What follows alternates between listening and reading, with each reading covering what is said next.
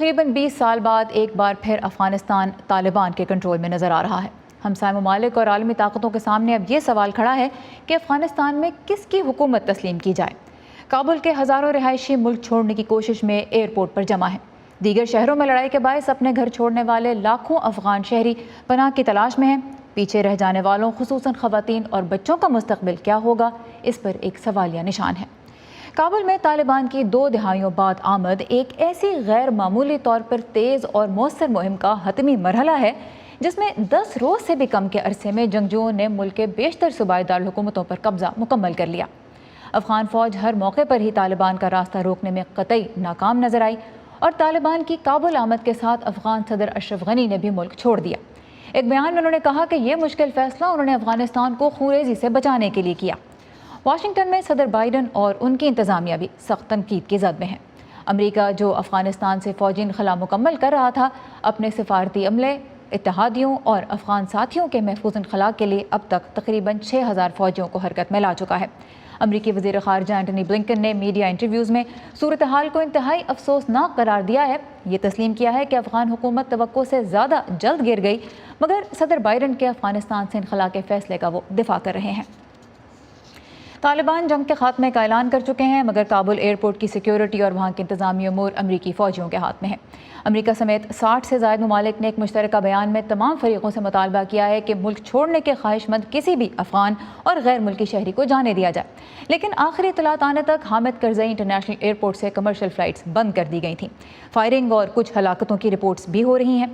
Security صورتحال لمحہ بلمحہ بدل رہی ہے۔ افغانستان کی صورتحال ایز اے ہول بہت فلوئڈ ہے، گرم ہے، لوگ خوف کا شکار ہیں۔ اگر ہم کابل کی بات کریں جو کہ تقریباً لاسٹ پوائنٹ رہ گیا تھا، سنڈے کے دن طالبان وہاں پر انٹر ہوئے، وہاں پہ صورتحال مطلب ہنگامہ خیز نہیں ہے، مطلب کوئی لوٹ مار یا اس قسم کے واقعات نہیں ہیں، تاہم لوگوں میں خوف کی فضا ہے۔ ریسٹورینٹس وغیرہ کھلے ہوئے ہیں، میری جب کچھ لوگوں سے بات ہوئی ہے وہ وہاں بھی جاتے ہیں، کھانا وغیرہ بھی کھاتے ہیں، لنچ وغیرہ بھی کر رہے ہیں۔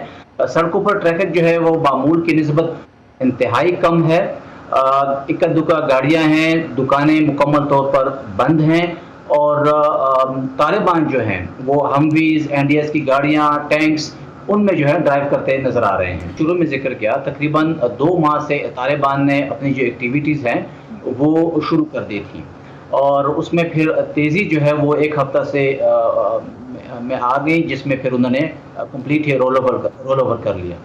چند حصوں سے خواتین کے بارے میں اطلاعات آ رہی تھیں، لیکن وہ زیادہ کنکریٹ نہیں تھیں۔